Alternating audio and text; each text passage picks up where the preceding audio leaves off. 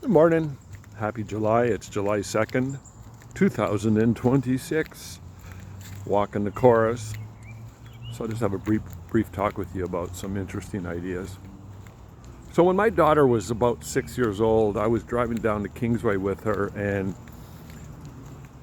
she stops. Well, she just says, "Dad, I got a question." She's like, "Oh, like, whoa, I got a question." I'm like, "Oh, what is it, sweetie?" She goes, "Is there a God that made God?" I was like, "Well, that's a really good question."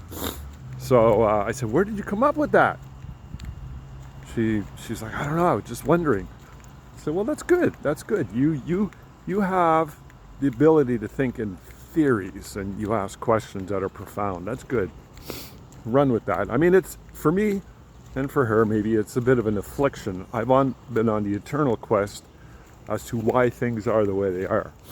Now, that's somewhat represented in some of the books I'm reading, and have read, and continue to read, and probably will read for the rest of my life. Right now, I'm reading Thomas Campbell, My Big Toe, which is a trilogy. This guy's a nuclear physicist with a math degree. He's quite smart. And he's explaining in his way, it's kind of weird stuff. It's kind of very voodoo. But he's got some credentials and experience. He's in his 80s. He's very lucid.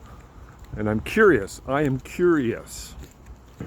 He's talking about consciousness and the source of consciousness, coming from a very scientific angle. My big toe. By the way, toe, it took me a while to figure out what it means. It's an acronym. TOE, Theory of Everything. So I'm almost finished the first of the trilogy, and probably going to get the second and the third book. I've read this book called Punk Science. It's also by a physicist. Good book, by the way. I'd highly recommend it. Punk Science. And it's a book that I have in my bathroom. I've read it, I've earmarked it, I've underlined it, and I reread it, and I go through it all the time when I'm in the bathroom, having a bath and doing whatever else I'm doing in the bathroom, and just need something to read. It's such a fascinating read. A little more scientific, but with an edge. Good read, highly recommend it. And the other book I'm reading, well, I'm not reading it, it's sitting there by my couch. It's kind of like on deck. It's Jordan Peterson's third book called We Who Wrestle with God. I've read his other two books. Actually, Jordan's first book was called Maps of Meaning, which took him like 11 years to write. And it's a very academic book. Someday I'll read it, but anyways, the main consumer level books that he's written are 12 Rules for Life, 12 More Rules for Life, and more recently, We Who Wrestle with God. So he asks profound questions. And if I were to summarize basically what Jordan Peterson was all about, and that would be this. He's on the search for meaning and purpose, responsibility. Very simple. Very, very simple. It's a very human thing.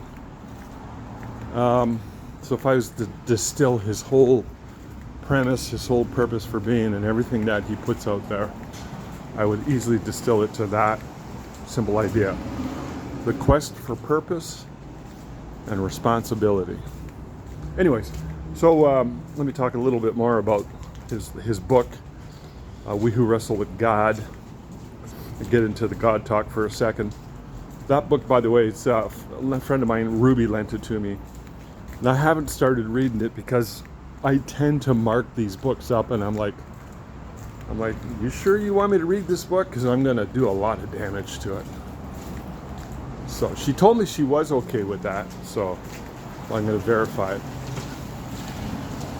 Anyways, let me summarize by saying that everybody, no exception, is looking for God in a sense. And that is the thing, whatever that is, that gives you meaning. So we pursue, in today's modern day and age, comfort. So we get distracted. We pursue things that make us feel good. We pursue things that are kind of shallow. A lot of narcissism in today's modern culture. Sports is big, you know. Give them bread and circus. A lot of food. I mean, look at how fat we've become in our modern day culture.